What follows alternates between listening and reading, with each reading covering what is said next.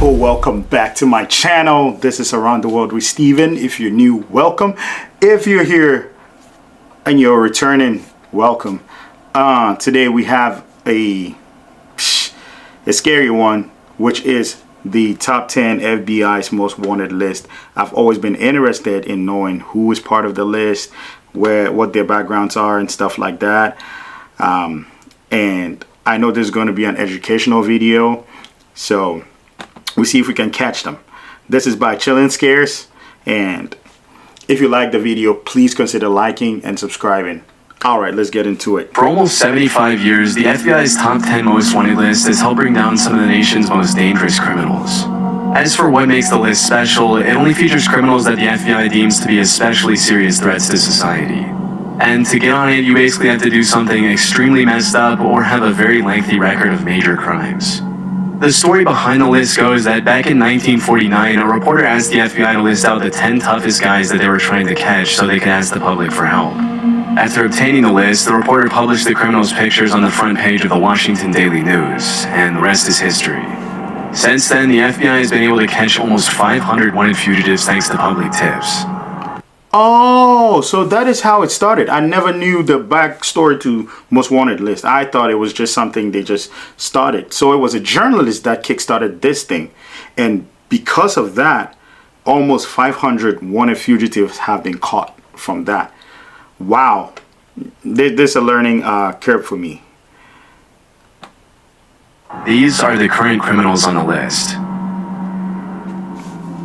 Bhadresh Kumar Chetanbhai Patel. What? On April 12, 2015, a CCTV camera captured two Dunkin' Donuts employees, one male and one female, walking towards the shop's back room at around 9:30 p.m. before disappearing from view.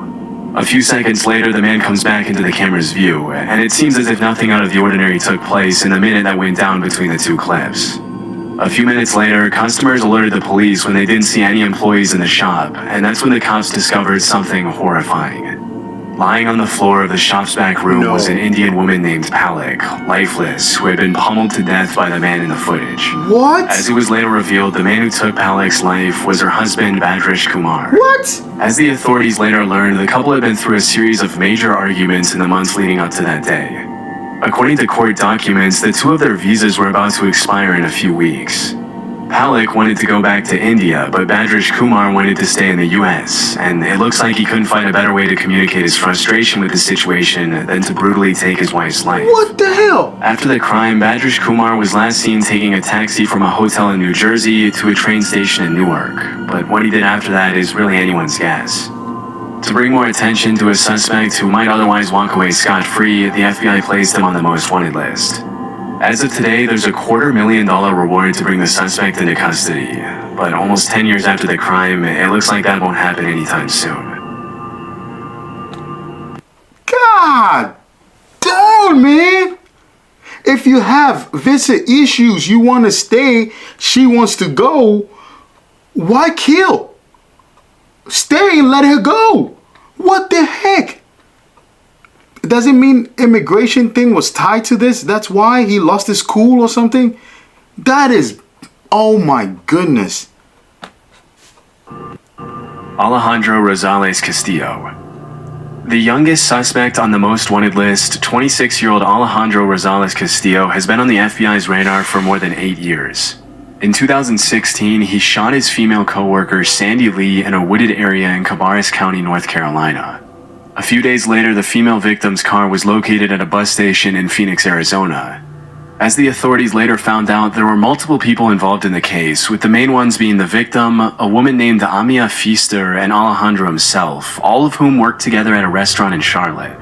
During the investigation, the cops learned that Sandy Lee and Alejandro had briefly dated, and after their breakup, Castillo started dating his other co-worker, Amia Feaster. According to court documents, Sandy Lee had apparently lent some money to Alejandro, and on August 9th of that year, he texted her to meet up with him at a Quick Trip located on Eastway Drive in Charlotte, claiming that he was going to pay her back. Oh no. Disturbingly, that's when Castillo decided to rob her at gunpoint, take her life, and flee to Mexico. What? In an eerie clip of CCTV footage that was later released by the authorities, the suspect can be seen crossing the Mexican border through Nogales, Arizona, along with his girlfriend Amia. A couple of months later that same year, Amia turned herself into the authorities in Mexico and was charged with accessory after the fact of felony murder and larceny of a motor vehicle. Based on her testimony, she and Alejandro had been staying with the killer's cousin. At some point, Castillo had once again disappeared with no explanation, and that's when she decided to turn herself in. As of 2024, the FBI has no further clues that could lead to Castillo's arrest. Right now, all they know is that he's probably still living in Mexico. The last time he was seen, he wore his hair short and shaved on the sides, but that's pretty much all they have to go on. As of today, there's still a $250,000 reward out for his arrest, but there have been no further updates on his case. How many of you think the lady still knows where he is? If not, like, at the moment, has an idea of where he is. I believe so. They've probably talked. She probably knows a lot of his relatives in Mexico, where they stay or something like that. Ruja Ignatova. In 2016, the Bulgarian entrepreneur Ruja Ignatova stepped on stage in a beautiful red dress at the CoinRush global event in Wembley, London to talk about her vision for the future of her crypto company OneCoin. During the presentation, she claimed that in 2 years, everyone would forget about Bitcoin and that OneCoin would dominate the crypto world as the one true cryptocurrency. It's hard to imagine that any of her excited, applauding investors knew that they were stepping into what was later described by the New York Times as one of the biggest scams in history. Oh, Lord. For several years, Ruja, or the crypto queen as she's known nowadays, promised her buyers a 5-fold and even 10-fold return on their investment in OneCoin. Normally, these kinds of claims are an immediate red flag, but because the entire world was scrambling to get on the crypto action, a ton of investors jumped at the opportunity without thinking twice, resulting in a massive OneCoin buying frenzy. Between 2014 and 2016, OneCoin raked in more than $4 billion from unsuspecting investors, with more than $50 million coming from investors in the US. What? As the investors learned when they bought into OneCoin, the company was pretty much a pyramid scheme in which they were rewarded for recruiting their friends to buy it as well. And for a while, the shady multi-level marketing model seemed to be working for Ruja. However, in 2016, a lot of our investors started complaining that they were really struggling to sell their OneCoins and that they didn't see how they'd ever recoup their investments. Word started to spread online that OneCoin was a scam, which drew the attention of the media as well as federal investigators. Unfortunately, it was a little too late by then. Less than a year and a half after her presentation in Wembley, Ruja got on a plane from Bulgaria to Greece and was never seen again. Disturbingly, during the investigations, a bunch of really messed up emails written by Ruja were leaked by federal investigators in which the crypto queen made it more than clear that she knew she was scamming people out of their hard-earned money from the very start. In some of her emails, she admitted that the company wasn't actually mining any coins, that her coin was trash, and that her investors were idiots for trusting her. In one of her emails, she proposed an exit strategy to her partner Carl Greenwood, which consisted of taking the money, running away, and blaming somebody else for the whole thing. During the investigation, Carl ended up pleading guilty to wire fraud and conspiracy to launder money, for which he was sentenced to 20 years in prison. As it was later revealed, the FBI had been onto Ruja long before she fled from Bulgaria, even recruiting her American boyfriend to look into her company's practices for them. American boyfriend? After learning about her extremely sketchy business practices and her grand scheme to steal billions of dollars from investors all around the world, she was charged with wire fraud, money laundering, and securities fraud. This promptly landed her a spot on the FBI's most wanted list, becoming only the 11th woman to earn that distinction. Looking into her past to find clues as to what could have influenced Ruja to do something so nefarious, federal investigators found some pretty interesting stuff. As it turns out, Ruja was fluent in 4 languages, was extremely intelligent, once had a job at a high-ranking consulting firm, and had been obsessed with fashion and maintaining her image from a very young age. It was only with the benefit of hindsight that prosecutors were able to clearly see how she used all these qualities to carry out her malicious plans. Unfortunately, it doesn't look like the FBI will find her anytime soon. It's been rumored that after fleeing the country, the crypto queen may have drastically altered her appearance with plastic surgery, and is believed to travel with armed guards at all times. Disturbingly, there have also been several allegations that she was murdered by an accomplice, but this hasn't been proven. If she is still alive, the FBI suspects Ruja is traveling on a German passport to the United Arab Emirates, Bulgaria, Germany, Russia, Greece, and multiple countries in Eastern Europe. Considering how elusive she's been since her disappearance almost 8 years ago, it's unlikely the FBI will ever find out what became of Ruja Ignatova after pulling off one of the largest financial scams in history. Damn!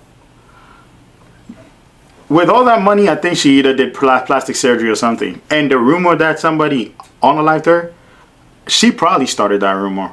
So it breaks like the chase after her. And I believe she probably has armed guards. She probably has altered her appearance drastically with plastic surgery. She probably has done something that even if hiding in plain sight, nobody would know that's her. That's crazy.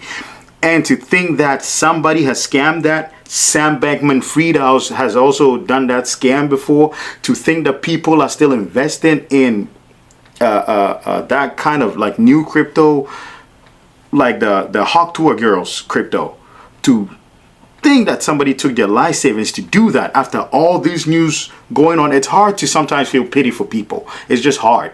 That is crazy. Arnaldo Jimenez. On May 12, 2012, Arnaldo Jimenez and his wife Estrella went out to celebrate their wedding in a black 2006 four-door Maserati. Less than 24 hours after the couple had said their vows, Arnaldo knifed his wife to death in the car, dragged her into the bathroom tub of her apartment in Burbank, Illinois, and disappeared without a trace. What? When Estrella didn't come back to pick up her kids at school the next day, her family called the cops, who ended up finding Estrella's remains still in her wedding dress in her bathtub. Immediately, a nationwide search for Arnaldo was launched, but by that time the suspect was long gone. During the investigation, it was revealed that Jimenez had reached out to a friend before fleeing and told him, "If anyone asks where I am, tell them I went to Mexico." Since then, the authorities have received multiple tips that Jimenez may have fled to Durango or Tamaulipas, Mexico, where he's believed to be hiding out with family members. Initially, a $100,000 reward was issued for anyone with information that could lead to his arrest, but 4 years after he was placed on the most wanted list, the FBI increased the reward to $250,000. Burbank police have stated that in the past 12 years they've received hundreds of tips about Arnaldo's whereabouts, but none of them have led to anything significant. After the crime, investigators traced his phone and determined that he had traveled from Chicago to Tennessee, then to Arkansas, and from there to Hidalgo, Texas, very close to the Mexican border. They were unfortunately unable to determine where he went after that. Police have also revealed that the car in which Arnaldo carried out his heinous crime was never found. If the suspect is ever caught, he'll be spending the rest of his life in prison for first-degree murder and unlawful flight to avoid prosecution. Damn! But based on how things have played out since the last time he was seen, it's unlikely Arnaldo will ever pay for his atrocious crime. Oh my gosh! Vatel Ominison. As the leader of one of Haiti's largest and most violent criminal gangs, Craze Barry, Vatel Ominison, which do not let his name fool you, he is indeed not innocent, has terrorized the region for years, earning a spot on the FBI's most wanted list for his role in a string of brutal kidnappings and murders. In October 2021, he collaborated with the notorious 400 Mawozo gang to carry out the high-profile kidnapping of 17 Christian missionaries in Haiti. Disturbingly, 5 of the kidnapping victims were children, one as young as 8 months old. Held at gunpoint, the hostages were reportedly kept captive for 2 months while the gangs demanded a ransom of $1 million per hostage. It was only after an anonymous donor paid an undisclosed sum to Craze Barry and 400 Mawozo that the missionaries were finally released. Based on court documents, Innocent and his crew ended up spending the ransom money on weapons. That same year, the Haitian president was assassinated, which caused Innocent's influence to grow exponentially in the chaos that engulfed the country. In the aftermath of the assassination, Craze Barry claimed new territories and expanded their ranks quicker than the cops could even keep track of. In 2023, Craze Barry boasted an estimated 600 members, many of whom were young children who were involuntarily recruited to serve Innocent's criminal organization. Almost exactly 1 year after the kidnapping of the Christian missionaries, Craze Barry kidnapped 2 U.S. citizens under Innocent's orders, Marie Odette Franklin and Jean Franklin. Unfortunately, one of the victims did not survive, while the other was held for a $300,000 ransom. Somehow, Innocent still managed to walk away scot-free. In April 2024, CNN released an interview where Innocent brazenly showed off his luxury home, which sticks out like a sore thumb in the extreme poverty surrounding him. Surrounded by gold-rimmed couches and chairs, Innocent explained to the reporter how he came to power. In the interview, he shamelessly blamed Haiti's corruption on the country's politicians, refusing to take any responsibility for his own actions. Interestingly, he also alleged that before becoming the leader of Craze Barry, he had once owned multiple legitimate businesses, including a hotel and a rental car company, but said his companies were destroyed by the government. According to multiple crime analysts, Innocent was once a political activist before he turned to violent crime to maximize his influence. Back in the US, Innocent is wanted by the FBI for an insanely long list of crimes, including kidnapping for ransom, theft, murder, assault, vehicle theft, and destruction of property. There's a $2 million reward for information leading to his arrest. Jeez. But with powerful connections and an armed gang, it'll be pretty tough to ever bring him to justice. Yeah, so with that, the Christian missionaries that were kidnapped in Haiti, it became news. I heard that. And they were talking about this guy, the innocent guy. So I didn't know there was a $2 million bounty on his head. So far, he has the biggest bounty on his head. But to get to him with 600 armed men, that would be impossible. That is like an army right there. And what I heard, I don't know how true it is. If it's false, please put in the comments, correct me. I heard that Haiti probably has either a weak army or no army at all.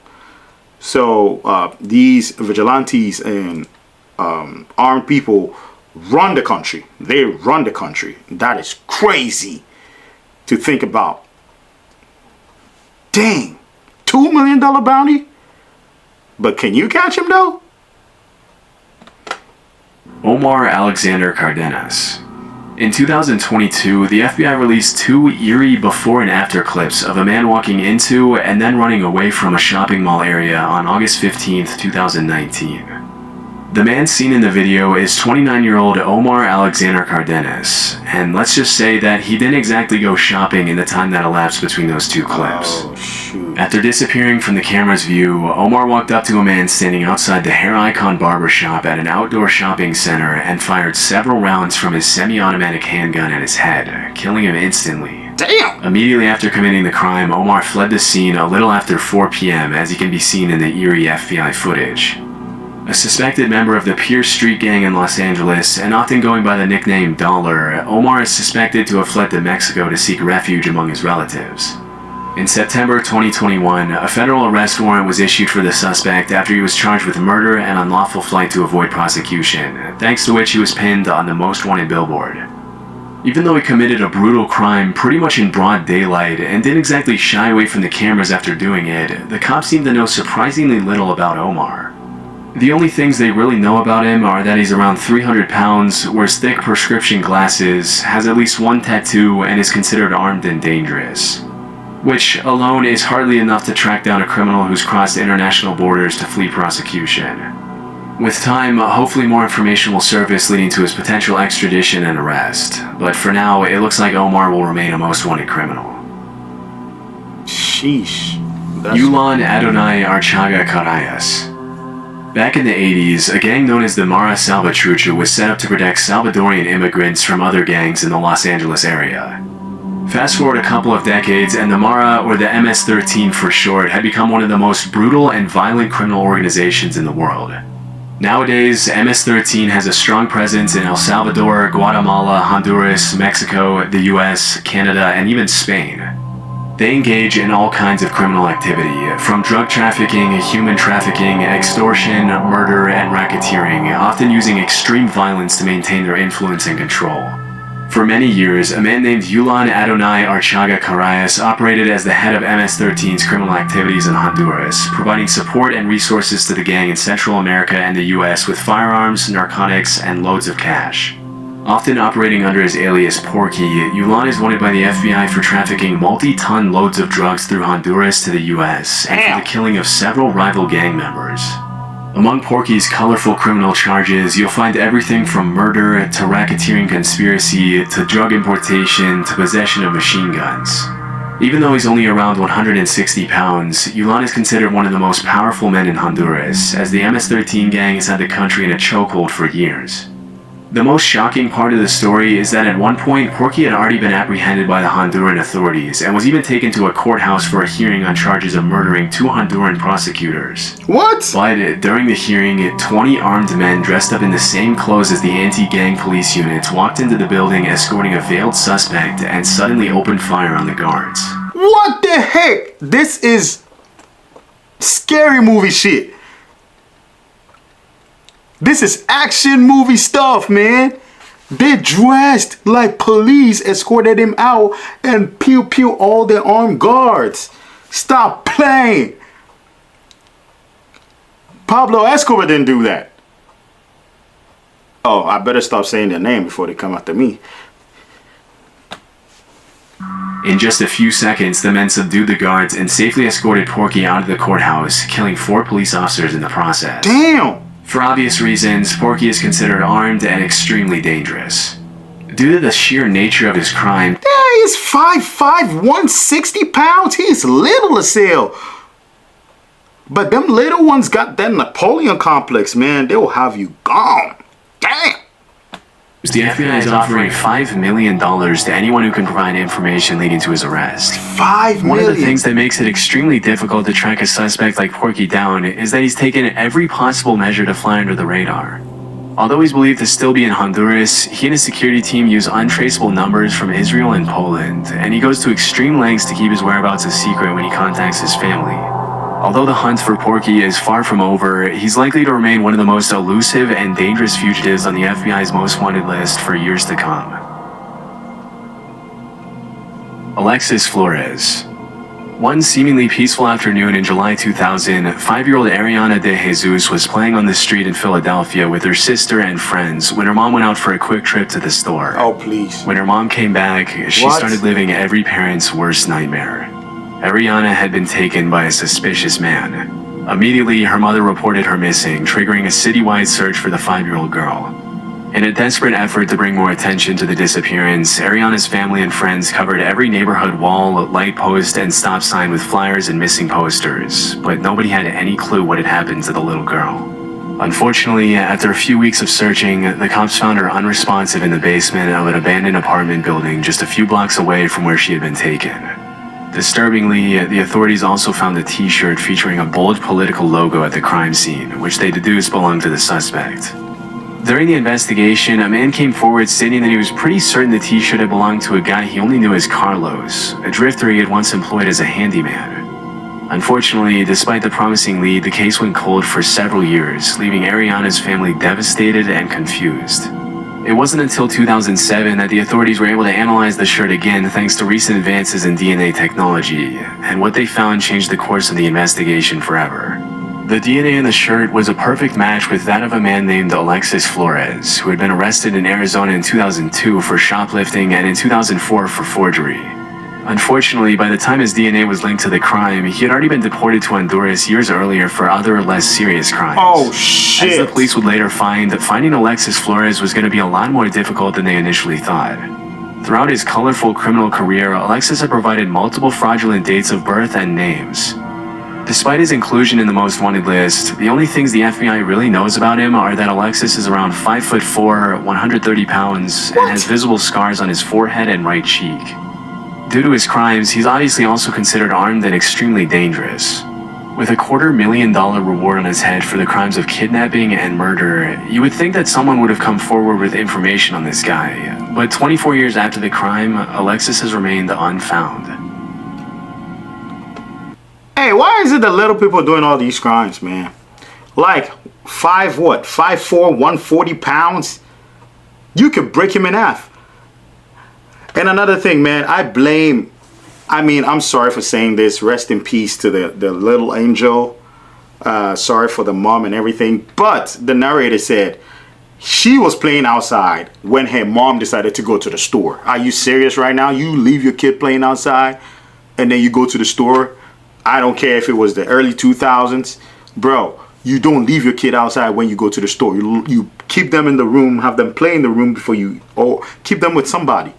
That is crazy. I think it was negligence from that side, and then an idiot, a little ass predator found her.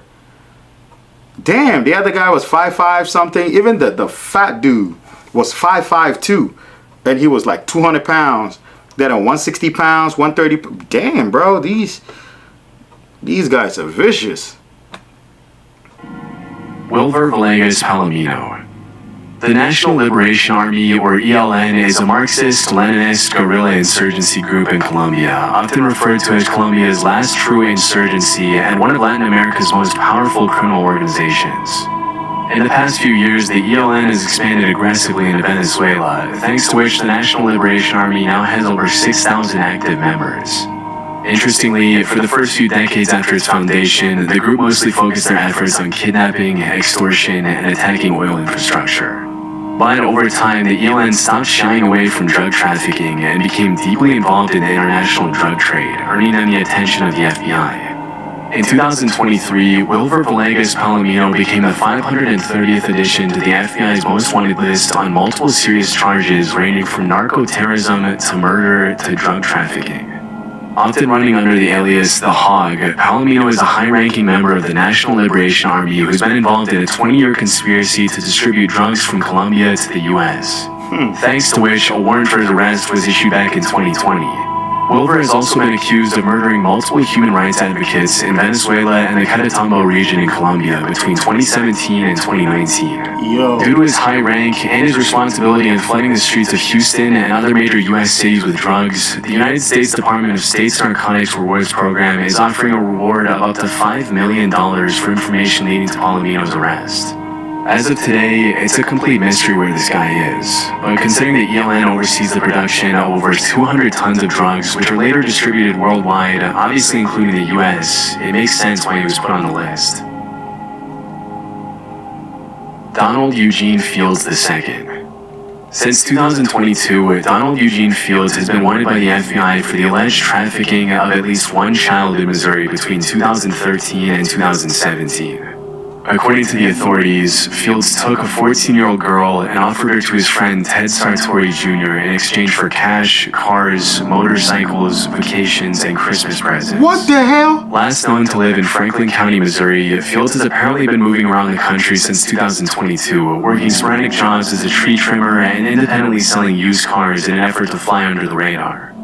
Based on court documents, it's believed that Donald probably took more than one victim, and that he might be hiding out with his girlfriend Jennifer Isgriggs, who is also wanted on a felony warrant for failure to provide child support.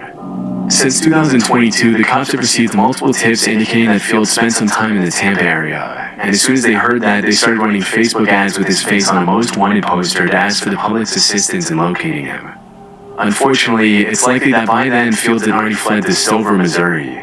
The FBI has also placed large billboards with Fields' face in cities where he's known to travel, but so far it seems like he's managed to stay a step ahead of the cops.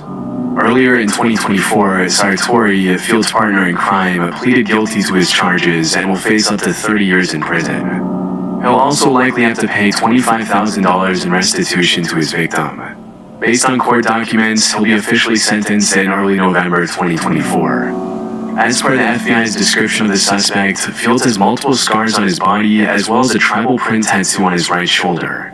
With such a big effort being made by the FBI to make this guy's face known, hopefully someday he'll be recognized by someone and promptly turned into the authorities. But for now, the cops have urged the public to consider him armed and dangerous. Man, get evil Hulk Hogan looking mustache ass out of here. Well, that is crazy. These are the 10 FBI's most wanted. Who among these caught your eye? Who among these do you think is the most evil? Damn, man, we found a $5 million bounty, a $2 million bounty, and I think almost everyone else has $250,000. That's $250,000. That is crazy. You find two of these people, it's like you won the lottery, but how do you find them, man? Most dangerous, man, definitely the cartel leaders, man. Those who are smuggling all the drugs and stuff, they are the most dangerous. And the Haiti dude, he's also up there, man. They very dangerous. For those singular dudes, they're probably hiding out in Mexico. They're probably in Southern America somewhere. I wouldn't be surprised if they're in Africa or Asia or somewhere, hiding amongst the people over there. Dang, that's crazy. And the man that unalived his wife just because your visa is about to expire, she wants to go, you want to stay here. That is the most messed up thing I've ever heard in my life. I hope they catch that dude, and I hope they put him to unalivement. They put him to death because he's stupid. All right, guys. I'll catch you in the next one. Keep an eye out for your loved ones. Make sure to like, to share, to subscribe. I love you all. Catch you in the next one.